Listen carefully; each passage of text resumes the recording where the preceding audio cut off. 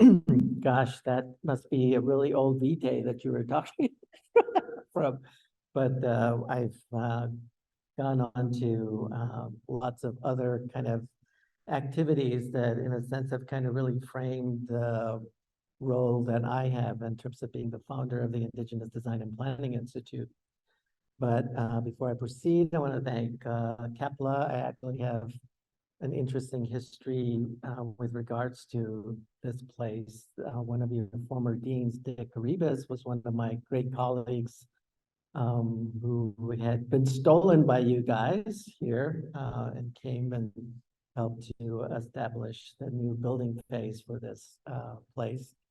But also, it's through the Transformation Network, which is an initiative that is basically working with 50 plus research organizations across the Western part of the United States, an NSF sponsored project dealing with climate adaptation and water that Carletta and I were able to collaborate. And it was through that she sent out the invitation for me to be here and be part of this auspicious group with the new Indigenous Resiliency Center.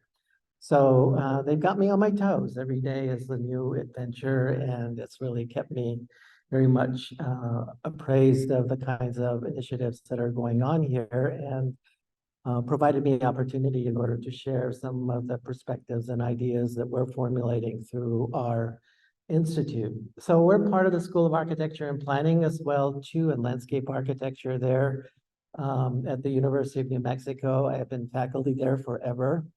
I actually got my faculty position way back in 1980, and man, that's a lot of years to go through. So I'm kind of looking at good ways of thinking about how to transition out. But of course, my passion is this institute, which I was able to inaugurate in 2012. And there's a whole backstory to that too, but that would take a lecture of itself. And I think what I'd like to do tonight is kind of share some of our process and also how it is that we translate that process into the kind of work that we do in the both things that we've done, but also ongoing as well too. So essentially, if I can get this thing to happen here, now that it's stuck, there we go. There. As you can see, really, our mission and the reason it was established was to develop a reciprocal relationship with tribal communities in particular, but in a specific way, and that's to inform Indigenous design and planning by engaging our resources within the school, and those are faculty, students, but also extending to the professionals and the community in culturally appropriate practices. And the way that we do this is by using culture and identity as a way to inform community development. So when we think about how it is that we work with any of the communities that have approached us, it's really in a sense to sort of assess whether or not they've got the mindset to kind of think how this might actually be able to apply to them and how can they actually manifest it, particularly within the context of colonialism and post-colonialism, which essentially for generations tried to assimilate us into what we call the other. So it's time in order to bring back, especially from the area of Indigenous knowledge, and also to basically acknowledge the fact that our ancestors were planners and architects, and that especially after the 1975 Indian Self-Determination Act, when tribes were finally able to win and build their own contracts for services, that there was essentially a mushroom renaissance of opportunity that essentially allowed new buildings, new infrastructure, new styles of leadership, new types of approaches to education, to legal kinds of issues, and that it's within that kind of context that we basically had to grow our own. So iD+iP, as we call it, then was staged in order to begin to actually help build that within a profession that is not largely represented in this kind of initiative, but which we feel is absolutely critical of taking that discussion away from the impacts of what have occurred to us, but now pushing it forward into the next venue, which is to say, then what do we do about it? And that's why we're involved very much within this field that really is all about strategic anything, especially visioning and planning and design, and that we feel that this is really a necessary skill set and way of engaging our communities that can bring us into that new future. So I want to kind of premise this by talking about what it is that we're doing in terms of our emerging scholarship at this moment, based around this idea of place knowing. Probably a lot of you have heard about place making, and we were fortunate under Art Place America to receive a number of grants that were premised on the idea of place making. And within that context, basically found out that there were 21 other Indigenous communities that were able to receive these awards. And we began to organize and collectively have discussions about what that means to us. So we got additional funding to stage these kinds of conversations across the country. Basically, what they were all saying is that we don't really understand what placemaking is about, because as place-based communities, our communities are already made. And what we're worried about is really what is it that we know and what is it that continues to carry meaning and significance to us, so that what's important to us is place knowing. And it's been articulated, especially with elders who have participated in some of these conversations. And basically what they have said eloquently time and time again is, if we don't walk the land with our children, then that's when we're going to lose our identity. We're going to lose our culture. We're going to lose our ceremony. We're going to lose the stories of our land. If we don't walk the land and share those, then that's the sort of dire straits that we see for ourselves. So place knowing then has become our mantra, not placemaking, but place knowing from the standpoint of how it is that we continue to develop that sense of meaning into the future. And worldview is absolutely integral to that, because we begin with the idea that people have to know their world and understand what is the relationship to the land and the people that helps to sustain and make us resilient. And that worldview comes from different kinds of perspectives, because not every tribe shares exactly the same sort of understanding and philosophy and attachment to the land, because as you can see, our landscapes are so different and so varied. And when we look at the Pueblo communities, for example, we began by acknowledging first our ancestors. I think, that's kind of caught on into the mainstream now with the land acknowledgement, but I think even there, the challenge is it's just words until you actually turn it into action.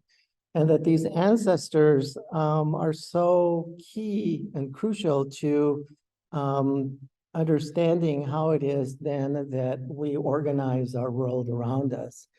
And one of the ones that is so important to us as Pueblo people, because that's the perspectives that I have in growing up in my community, is that this archetype of the migration spiral, and this is taken from one of our homelands. And what's so interesting about this one is that it's a vector. It actually shows direction, is that we were given instructions when we emerged from the center of the earth and we occupied what is basically the fifth level. And then that our ancestors, who then began to organize into clans and who began to receive these instructions of going to all four corners of the world in order to learn about things, then essentially went in a pattern that was directive, and that the way that we developed our sacred geography was attendant to how it is that we move through this. So the one thing that you should notice is that the east is on the top, even though for most of us, in terms of our cartography, we've been taught as north being on the top, but east is the most significant and important place for us because that's where the dawn is, that's where the beginning is. And that Eastern notation then is what orients our perspectives to the world. So those of you that go on read petroglyphs, for example, which are ancestral interpretations and writings of time past ago, you'll never be able to interpret it if you read it from that geographic juxtaposition of north as the top. But if you flip it over to the east, then you'll begin to actually learn what those important references are.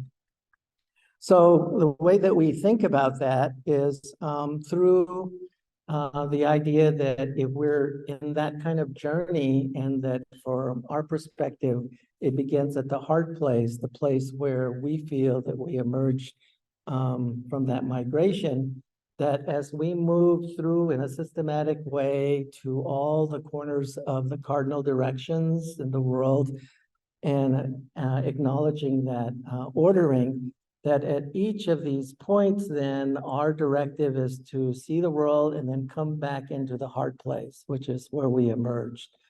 But as you can see, each rotation of that spiral represents one completed journey of that clan as it's moved through time and space. And what is significant about understanding this is you take that flat surface and turn it into a three-dimensional model, then it represents that sort of what I call a bed spring or a corkscrew. Because what happens is that even though you come back to the same place physically, as a collective, as a result of that experience, you actually elevate yourself in terms of your collective consciousness.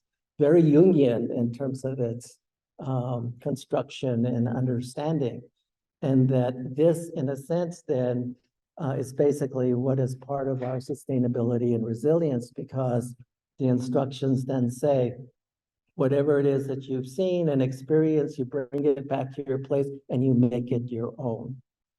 And that's very much antithetical to the Western perspective, which is that they only have it their way. And if you don't do it their way, it's wrong. And in our way, we look at something and then we adapt it to make it strategic for us. And that's how it is that we learn and move through the way that we understand and adapt to our situations. So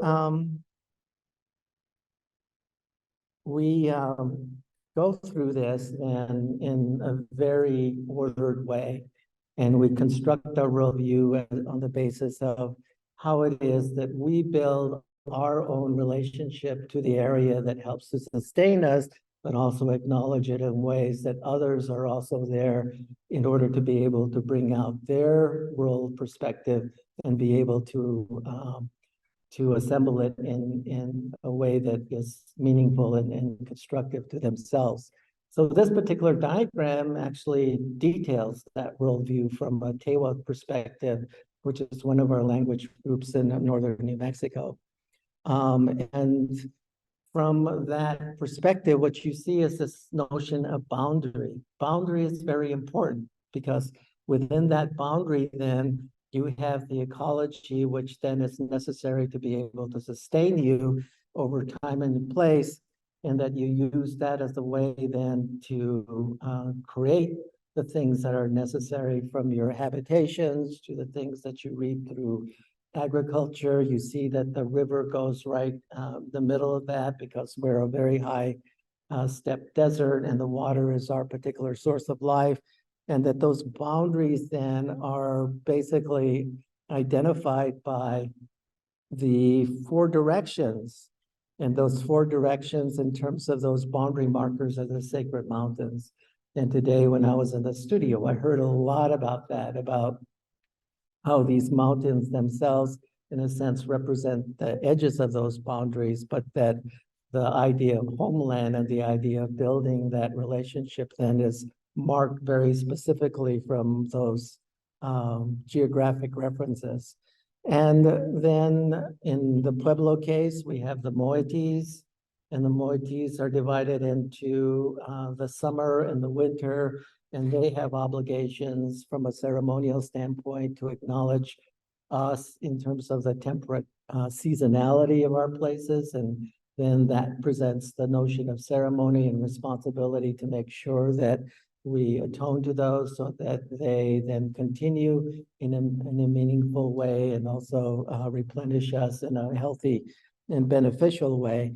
And that all of those then, in a sense, define where it is that we are in relationship to all the other communities, as you can see, those surrounding you.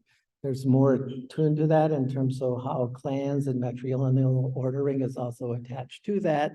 But it, in a sense, represents that kind of map, that kind of landscape to what it is that we understand about the world around us. So if you take that into the vernacular tradition, this is a very sophisticated building. It's, of course, one of the World Heritage Sites for our Taiwa speakers in New Mexico, Taos Pueblo. And if you know all of these meanings, you'll see that there's 4 levels to it, which represent the 4 levels of emergence that we believe came through in terms of our migration. You also see that it also represents the sacred mountains in the back. Blue Lake, which some of you may know, represents our point of emergence, Shibahu. So there then is also signified within this. So you have all this layering, but this is basically a metaphor of our understanding and our philosophy of how it is that we relate to everything that's around us. And it's key to sustainability because it brings the community together annually with responsibilities, and because these are earthen structures and they also are formulated around the idea that buildings themselves are also alive and they have their own life cycles, that when they're not used anymore, they go back to the earth again. So all of these then are elements that essentially help to orchestrate how people come together to make sure that they acknowledge that they're continuing through the acts of plastering and maintaining these places. So the way that we look at it from a planning paradigm and a planning model is what we call the 7 generations planning paradigm. And it is typified by this schematic here, which is Pueblo Bonito and Chaco Canyon. Some of you that have been out there know that it's an amazing place that represents the entirety of our knowledge and science. They're still unraveling the mysteries and the meanings of these places. All those walls are aligned to lunar and solstice orientations. You've got the kivas there, which are ceremonial areas. And these ones exemplify the Pleiades and also the Milky Way. You've got the 2 plazas there, so that represents a duality, and it goes on and on and on again. And lately, we've been reflecting on the idea that this may even be a map of the hemisphere of the brain as well, too, so that all of these kinds of things have occurred in a way in order to manifest all of it is all that we know about the knowledge that our ancestors have brought forth. So why do we call it 7 generations? Because it took 140 years from its inception to its completion. And the archaeological record actually shows that there were 7 distinct phases in its construction. So if you do the simple math, that's approximately 20 years per phase, which is a generation. And oftentimes I challenge you all and the students to say, do you know what the definition of generation is? And most of you will fail. But instead, what a generation means, and this is why it's so core and significant to even our matrilineal order, is the time it takes for a mother to have her firstborn girl, her firstborn female. And the reason that it's so significant is because it's only the female that can bring life to the community. So, of course, they do it in partnership with the guys, but we behave like stags, so we can free range wherever we want. But nobody ever challenges the identity of a child born to a mother, because you can go physically through that process and see that yourselves.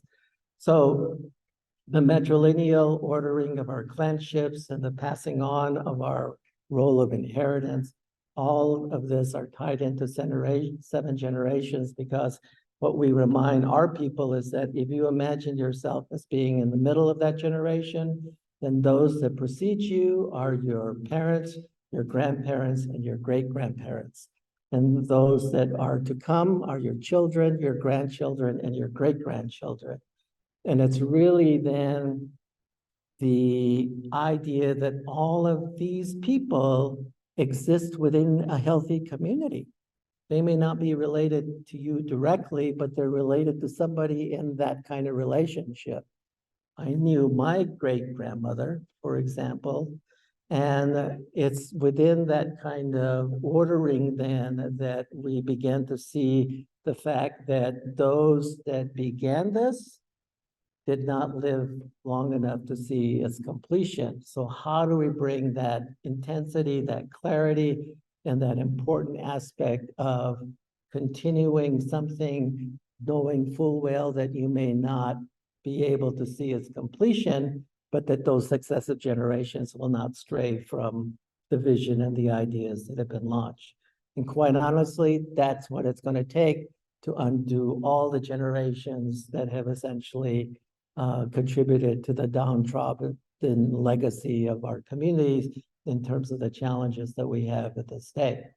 So given that, then I wanted to share this in terms of another colleague I have, who's Janice Brett, and she is from Tandanega, and she's a sea keeper, and she states this eloquently from a Mohawk perspective.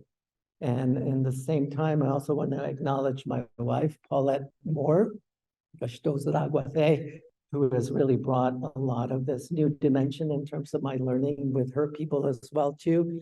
And learning that, it's really an amazing experience of being able to share this kind of base knowledge in ways that resonate with one another. So I'll play this little clip that she recorded. So what are we looking at here? So this is the passing of the seeds one from mouth. And this is the seeds passing from generation to generation and from people to people. And then this is the seeds coming down and being planted into the earth now. And it's not just that we're passing along the seeds, but we're passing along the information still along to how to get the seeds into the program and to save them and to be able to hand them to the next person. So that's so beautiful in terms of that kind of basic statement about why this is also important to frame this from a generational perspective. So in all of the kind of work that we do, then we begin to acknowledge what is actually part of our experience of growing up in a place-based community and being framed within this notion of place knowing. And one of the things that we have to understand in terms of our practice is the role of land tenure. The fact that we're born into the community and that we inherit something, and that it's our role and responsibility to take what we've got and make it better for the succeeding generations. But at the same time, then we also have to acknowledge that we're trained in the Western processes. I'm trained as a scholar and as a practitioner in land use as done by Euro mainstream planning. And we have all these tools that we talk about in terms of land use and zoning and so on and so forth, and property, and that these have been also integrated within our sphere, and that we have to use that in a way then that also is a tool for us, but that in totality then what we're striving for is how can we bridge this for the future by using Indigenous design and planning in order to bring what is land tenure principles and practices and land use principles and practices, and be able then to join them in a way then that contributes towards the betterment of our community.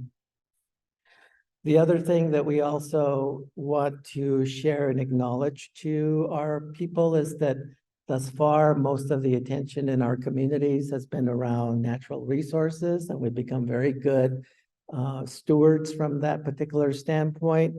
But the one thing that we tend not to be so good at is acknowledging the other side of that equation, which is the human resources, that we as human people who are born into our community are resources as well too. And that our role and responsibility is to make sure that they can attain the best person that they can to contribute within the community. And unfortunately, is the case is we've been able to be successful in a lot of our natural resources planning, but when it comes to human resources, we still are nowhere on the map of really being able to acknowledge what's occurring. And post-COVID, it's gotten even worse because a lot of the people who passed away as a result of that were our elders. And our elders are our knowledge keepers. So every elder, as has been said, was like an encyclopedia. When you lose that, then you lose way more than individual soul. You lose the accumulation of that. So how we apply it, this example is from Isla del Sur Pueblo. And what we did was we had a conversation around them in terms of values, but it all began with the acknowledgement of the circle. And the circle is an important kind of symbol that many tribes themselves share. And it really represents the notion of completion. And what we did was we took that circle, in this case being the medicine wheel, and we said, okay, so what happens when that journey of an individual is completed from birth to death? And how then do we begin to map it in a discourse around how it is that we represent Western linear time, because that's what we tend to stage ourselves on. But in fact, what we believe is that these cycles represent then the acceleration or the decrease or the heightening or the lowering of processes, and that these occur over lifetimes, but cycles can go even longer in terms of Mesoamerican examples. 256 years is the completion of one cycle, and it goes on for millennia. So what we're looking at here is how you can map this out. So pay attention to the red line, that's a sine curve, and then the yellow line, which is a horizontal line that we're used to in terms of depicting time. And then what we say is take that circle as you saw it rotated, put a tangent point on that, and then move that circle in a continuous rate. And as that tangent line goes in a circular direction across a horizontal line, then it maps out that sine curve. So this is what that looks like. So there's that tangent point. Then as the circle is rotating, then it goes across that horizontal line until it finally goes with completion. Now, going back to that same diagrammatic map, then you can see that sine curve, if that represents the lifetime of a single individual. Our conversation was around, then what happens at birth? You learn meanings, you begin to learn values. As you get older towards your teenage years, then you start learning the language. Then you start looking at your roles, and then you begin learning, and you then start going into responsibility. And then as adults, then you start learning leadership and then parenting, and then you go on to maintaining your community and then your elders. Then you begin to acknowledge the past, and you have build that knowledge, and then you build that connection, and that towards the end of your life, you're then the ultimate learner. So that's the cycle of that completion. But the light bulb moment with a community is then what institutions do you actually have that support that life journey? So then that's when the conversation came up with, well, we have this intergenerational center for the youth. We have a nation building center for the teens. We have a multi-generational center that we have. We do gardening, which is our basic self-sufficiency for the elders, and then ultimately we're going to develop a senior center, which they were in the process of beginning to program. But now they saw the holistic aspect of this, that these institutions themselves were tried and separate from one another, but that they should be there in order to be able to build and assist in that life journey. So that was a huge light bulb moment that, wow, we can now build a connection to why we do what we do as a government and how it is that a person will actually move through our community in that process. So this was a conversation that we had around the kind of values that were developed. They came to us to help them think about how they develop a cultural corridor plan, because in this community, they're in an urban area and people were respecting their places. So in spite of putting these kinds of signs all over the place, people ignored them, vandalized them. They basically did not respect it at all. And that they weren't happy with trying to deal with enforcement as a way of doing it. So our role was to ask the questions about then, well, what is it that you've got that you can identify as places that you can make distinctive? And this is where, in a sense, maybe placemaking came into play, because what we did was start deconstructing their community on the basis of where they had nucleated certain kinds of activities, and that as part of the larger plan, then how were they going to build interconnectivity to them, but how were they going to make them coherent to people that came into the community? And we took this a step further and said, you can use design as a way in order to be able to articulate that. So this example is one of the tribal lands that they have. You can see the acequia or the ditch system that's in the back. And right now it's just vacated. And nobody, one of the challenges is fewer and fewer families are actually planting on these lands. So we said we can take this place and then reconstructed using an architectural language, using new ways of promoting this infrastructure, putting art in there, dealing with public kinds of safety issues like separating biking and walking, and then developing an architectural style that's based on their tradition of Adobe architecture.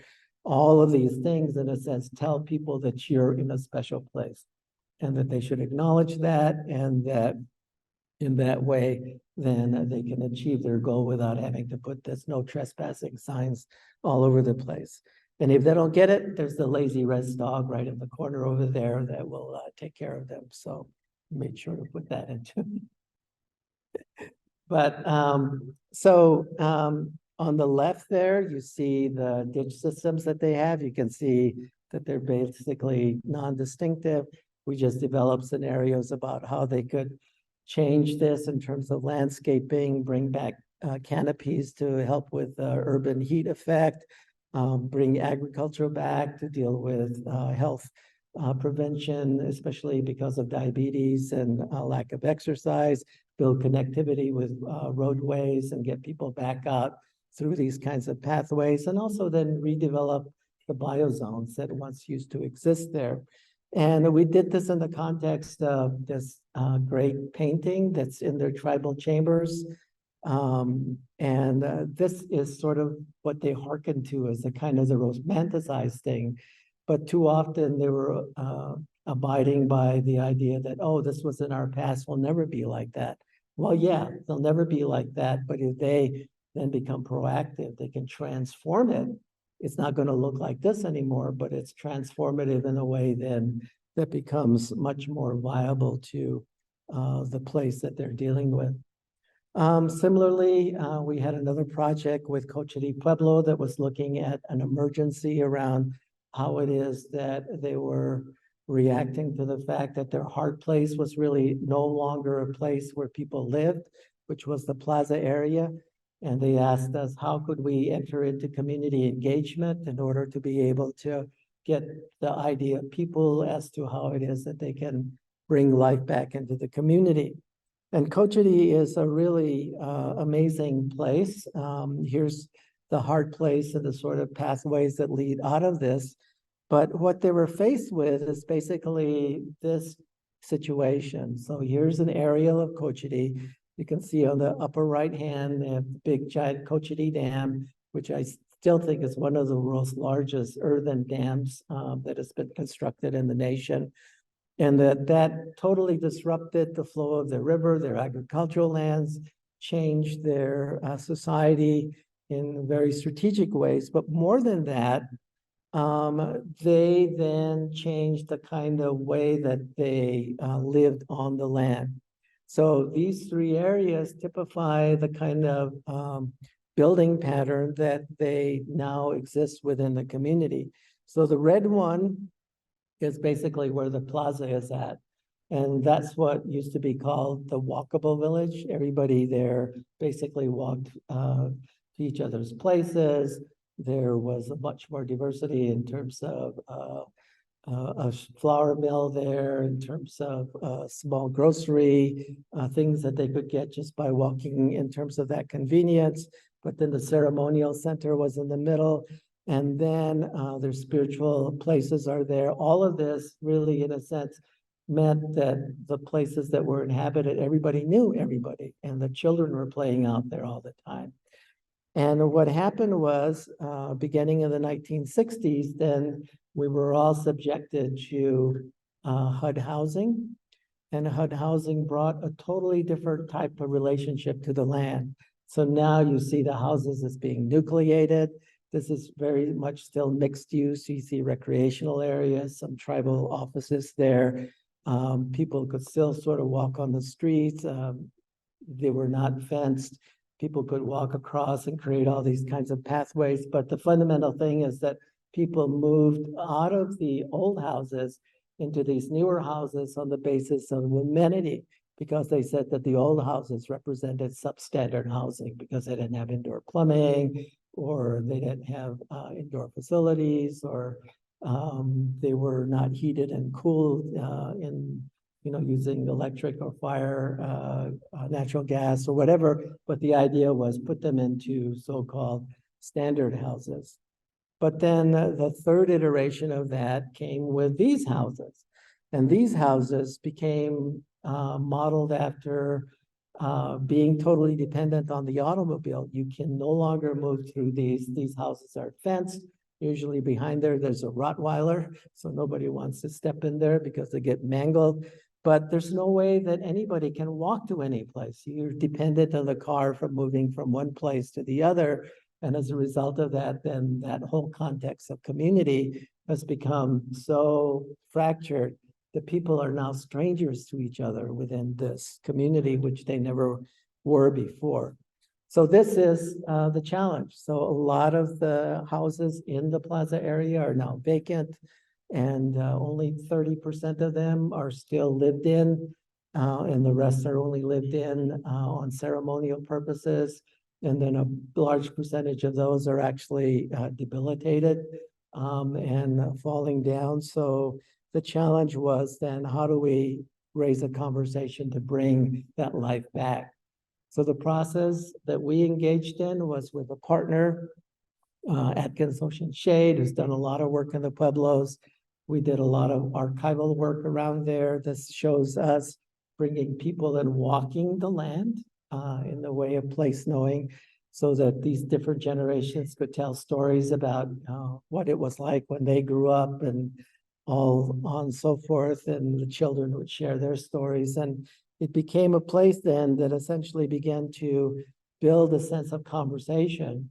And we used an international cafe method, which basically identified these main areas of discussion. And what then happened is, when the assembly went back from walking the village, then each of these tables represented one aspect of that discussion.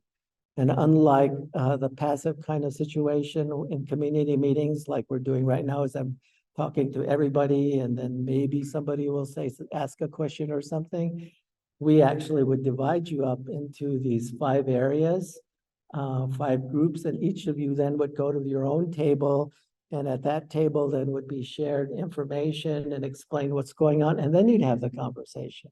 And then after appointed time, then we all stop and the whole table moves on to the next table until it's rotated all the way around And then at the end, we have the plenary session to say, what did we learn from all of this? But what that does is it gives the benefit of everybody to participate equally in all of these conversations without facing that kind of situation where you always have one or two people dominating the whole conversation and everybody turns off and you really don't accomplish what it is that you're wanting to do. So we summarized that information, turned it into policy statements, and they're using that now in order to think through. Another project I wanted to share, which I think is probably more attuned to my conversations with Professor Laura here in her studio about the evolution and the beginning discussions about a potential cultural center, is I was the cultural consultant to Studio Mop, which is a architectural firm that's based out of Phoenix. And they brought me into this conversation in order to begin to develop a design for the Native American Cultural Center. And when we started this project, we walked into a landmine because they had been discussing this for 20 years. Everybody was frustrated. Nobody was talking to anybody. Lots of promises, nothing had gotten done. And a lot of the first part of that navigation was just trying to get people to reconnect to what the importance of all of this was. And we had to do it in a particular way of how to stage that conversation because of all that initial baggage. And the first thing that we had to do was to say, well, what's a common kind of conversation that we can begin to build in that discussion? So what we keyed in on was the fact that NAU, which is in Flagstaff, was located on the Colorado Plateau, and that it was also an ancestral home to countless different tribes and people that pursued that same sort of migration, and that essentially had left their marks, and some stayed and some didn't stay, because the specific instructions that we were given in advance of the program was, we don't want this to be Navajo, we don't want it to be Hopi, we don't want it to be Pi, we don't want it directed to any of those particular things, because we have over 140 tribes that are represented in our student body, and all of them should somehow identify with that center. So what we did was we started a process by which then we began to ask them about stories and what it is that they understood about why they were there, and framed it from the standpoint of asking them to talk about migration. And every person who was in the room was asked to actually draw what migration to them was. And from those conversations, then we began to build a typology of what were the elements that were really important in order to be able to represent within the design of this building as that kind of instruction. So this gives an example of the kind of diversity of these. The Hopi, the idea of migration, Pueblo with a spiral going up, the idea of footprints and ancestors, and the petroglyphs was another one. The idea of the river, the riparian systems, and people moving through this. But probably the one that caught me off guard the most, because as a Pueblo person, I've always thought of migration as being positive. And this was one young woman who basically was talking about the Trail of Tears, the Navajo Trail of Tears, of how they were forced to move somewhere else, that representing their foot tracks and the sorrow that they, and the sorrow that they endured in that process, but that they ultimately went back to their lands, and there was a spirit bird, the eagle, that guided them back to their homelands, and that was how they completed that migration. So I was totally unprepared for that, because I had always thought migration was always positive, but in this particular case, it was couched in that. So from that, then we generated the themes that then drove the program, the idea of ancestors and emergence, of life journeys, of rivers, time and place. These were the ones then that became the design components, which didn't identify with any specific culture and tribe, but which then essentially talked about their story, even as students migrating for the time in that place for their education, and then they would continue that journey back into their home community, and that represented then how it is that this evolved and developed. So we looked at more from the standpoint of literal interpretations of symbols and talked more about archetypes like the circles, particular kinds of forms of the horizontal kinds of meanings, so on and so forth. And then we use that in order to be able to build this notion of center place, the idea of direction, how it is that it's represented from this kind of cosmological framework. And then ultimately, then this was the basic divines that entered into the evolution of this. And our success was we took 20 years of logjam, and basically within 2.5 years of starting our project to actual ribbon cutting, that's how quickly we got this done. And there's some really amazing elements in that. I just sort of bring attention to the little louvers that are right there with on the top floor where the building windows are at. Those actually were interpretive from a musicologist who was also native faculty there, who had been developing a different way of developing notation for music.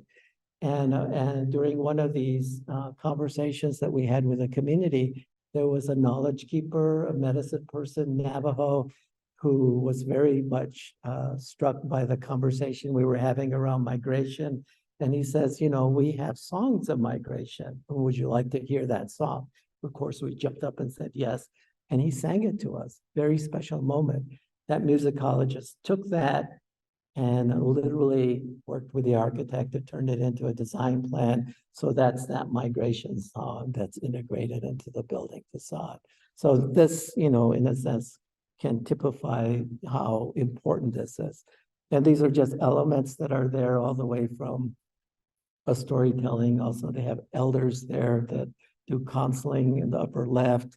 In the center space there, this particular convocation area that's got scrim on the top. You can change those to represent different lighting situations, like you can do like the dawn or the sunset, so on and so forth. So you can use the ambience of the light to bring different kinds of meaning and power in there.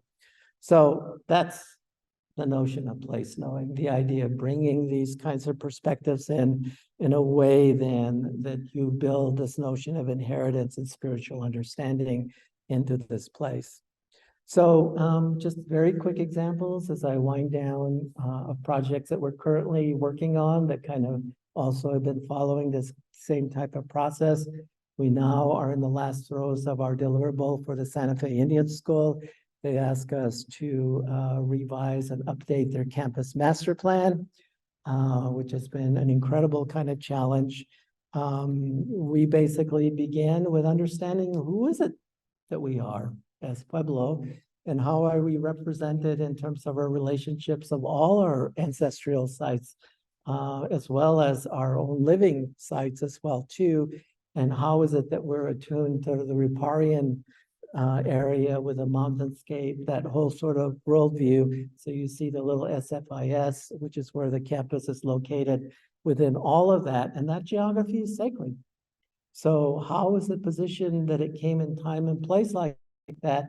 And finally disavowed the fact that this was a boarding school where children were forced, where it began in the 1880s, but as a result of Indian self-determination, this school now became mandated as part of the transfer of education to the combined governors, 19 governors in the state of New Mexico. So now they're in an interesting and sometimes awkward position of running an Indian boarding school. Can you imagine that, and taking ownership of that? What does that mean within this kind of context? And we look at it from the standpoint of a conceptual understanding of how we take just basically a flat landscape and begin to start putting all the kinds of elements together to define how it is that we bring cohesion and identity to these particular places. I won't go into any of the kind of details of that, to know only to say that the biggest challenge they have is the runoff that they get as a result of climate change, where the storms are so intense that in a very short period of time, it inundates the area. The land and the soil doesn't have the capacity to be able to absorb So they unfortunately designed it in such a way that it went straight into the center of campus. Numerous times they spent millions of dollars having to fix these as a result of that. So what we've been doing is we have a whole component in there that's attached to the hydrology of the landscape and getting it back into the Pueblo value of water as being something that is spiritual and valued and not as something that is damaging and detrimental. So that's the kind of thing that we've been weaving in terms of how it is that we've been building the solutions to beginning to deal with the intervention of this particular kind of situation. And their basic notion is they wanted to develop a 20th Pueblo. So that's, you know, how they were massing their buildings, but then they were kind of putting them in places because they were vacant. And what we started doing was saying that, okay, so how do the arts figure in this? How does outdoor education figure in this? How can we take the riparian landscape and bring it back because there's a historic acequia there? And how do we use that as a way in order to reframe this using Pueblo values as a way in order to order and make sense out of this landscape? Another project that we're in the midst of is called Round Rock Trading Post. This is an interesting one because it's a three-way collaboration between ourselves, Kansas State University Tribal Assistance to Brownfields, and Diné College. And this is a small chapter that's situated just north of the campus. It's about 30, 40 minutes away from Canyon de Chelly, if you know where that's at. And their particular challenge is that they basically used to have one of the oldest existing Navajo trading posts. And then because of the changes in the economy and changes of lifestyle of the community, it was abandoned. And in 2014, it burned down. So now our team has come in through this process of moving this project through different phases of our capstone studios. I did one on planning. Another colleague did one on landscape architecture, we just finished. Another colleague is going to be doing one on historic preservation. And then this fall, we're going to be ending up doing one on architecture. So moving that whole thing through all these different disciplines has been like, wow, who would have ever thought that we could stage some of that kind of progression by bringing in young minds to use their best tools in order to be able to think through this kind of thing. So here's where the site is. Here's a sort of detail of that burned down place. And then identifying the kind of uses that existed through oral histories that we collected and talking with the people, and seeing, you know, whether or not these become assets that can be attuned to the redevelopment of the site itself. We also acknowledge, and we've been told that the place has to undergo special ceremony because of the way that it was destroyed, and fire is an element in that destruction. So we're attuned to that as well too. So nobody from the Western outside perspective would ever even think that, you know, these were some of the considerations that a community brings into detailing this kind of thing.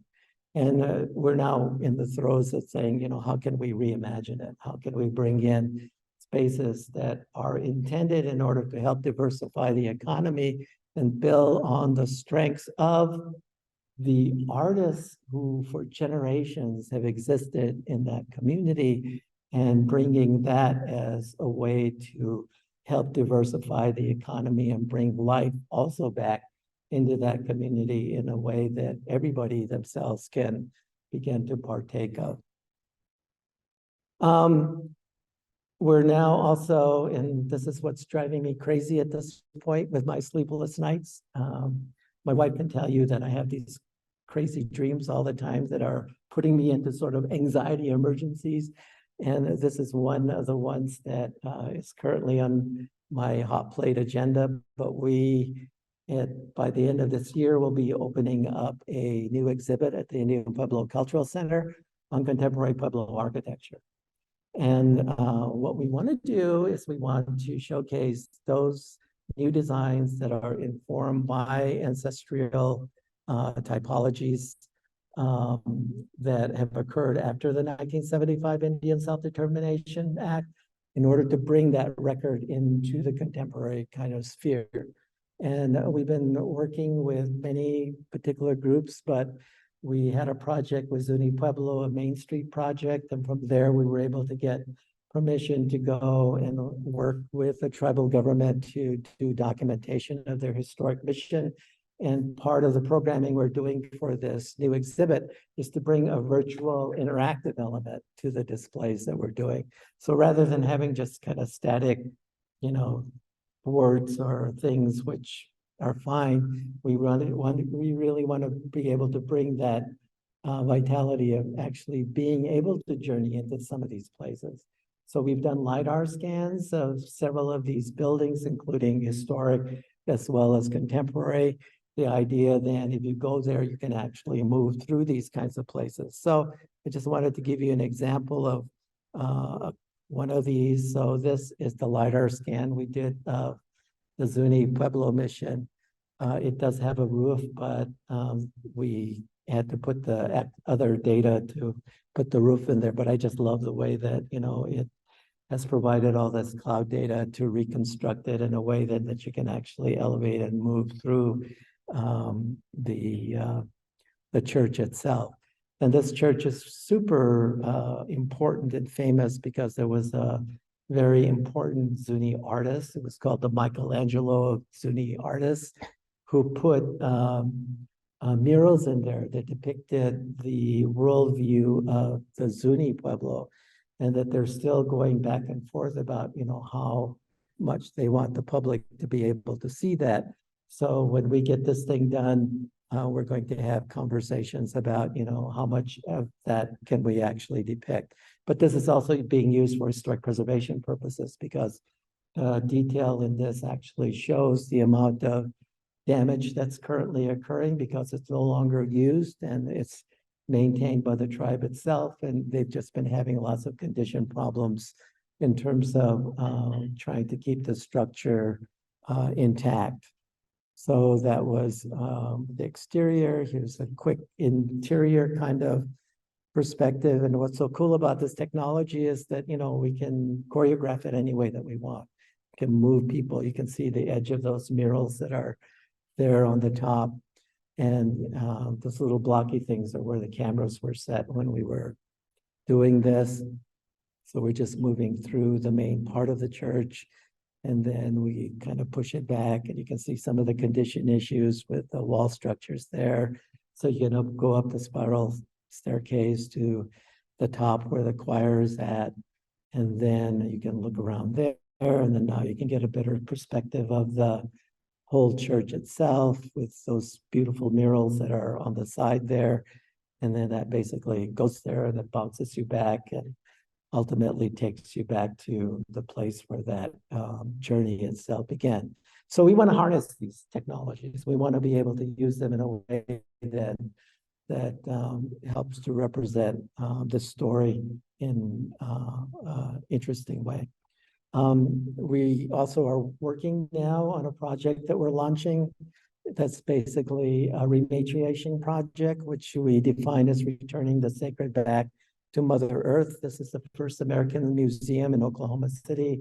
Some of the studio had the benefit of seeing the article that I published on this, but this is an example of a place that took 25 years from conception to completion, went through a myriad of political situations. The 32 tribes in Oklahoma were given this parcel in order to be able to build their museum.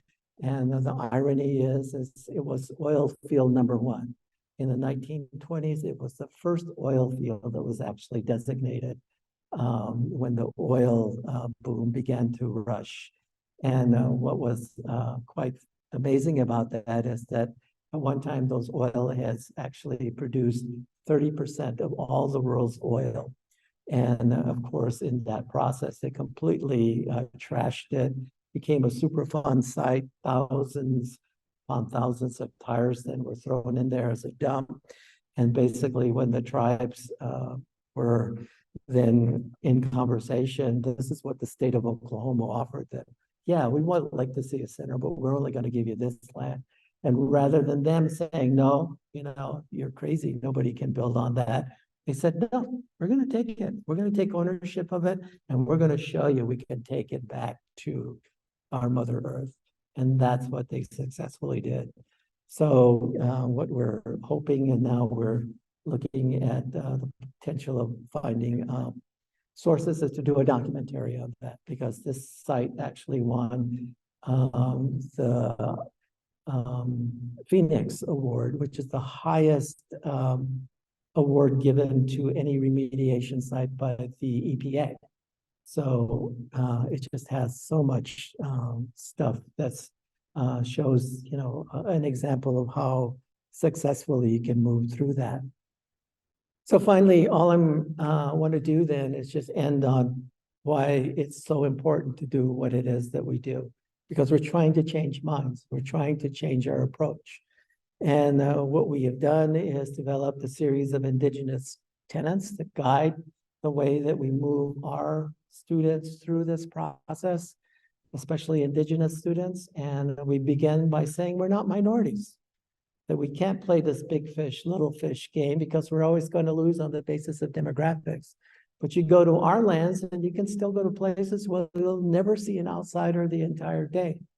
Even though, and in some cases, you can count the number of people on one hand. So by then saying that we're not minorities and that we are stewards, and that our people then are stewards of vast, enormous swaths of land, then we are important. We should be at the table.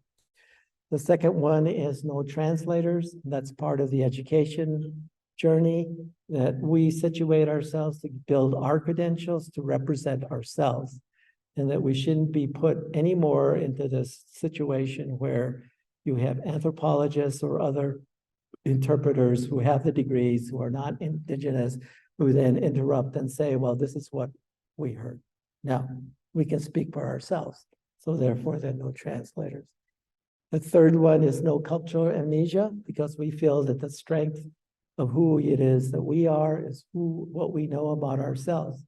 And that even from the standpoint of protocol, if you're going out and meeting with people, you better be prepared first to tell those people who you are before you can even build any confidence with the other side to ask them, who are you and what's important to you? So that protocol of no cultural amnesia is really very much in tune with ourselves and our ability to build how we represent ourselves. And finally, the people are beautiful already.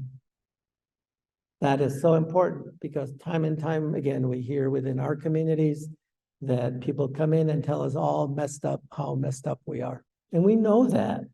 I mean, that's what all the reports and studies say, that we're all messed up.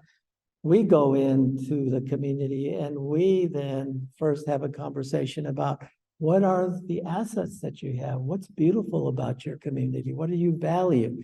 And then once those are identified, then you say, what are the challenges and how can you use these assets as a way in order to build a better representation for yourself, or to amend this kind of challenge that you're facing. So it's characterized by choice and decisions. This was done by an 11-year-old child at the New Mexico State Fair. I mean, he snatched it up, I have it in my collection, but it tells so much about what his valuation is. So that diagonal line is a spirit line. That's the line of decision. Basically, he explained, if you take the decisions and build it on your culture and your knowledge and your language, your community will continue to be verdant, as you see on the upper left-hand side. But if you opt for capitalistic values of individualism, then you're going to desertify your community, and that's a choice. So with that, then, here's a few of our students that have gone through our program, and this is us. So this is how you can contact us. And with that, thank you very much. And thank you to the Kepler people and Laura for inviting me into her class, where I'm now super tired and exhausted. Thank you. And also the native students that are here, some of which are from our homeland in Acaba. and also Chiricahua from the southern part of New Mexico. We're lending those students to you guys for the time being, but we want them back home as soon as they all finish up. So don't get too attached to them, okay? And of course to Carletta as well too for offering this amazing opportunity in order to hang out with you all. So with that, Howard, thank you very much and hope you enjoyed this.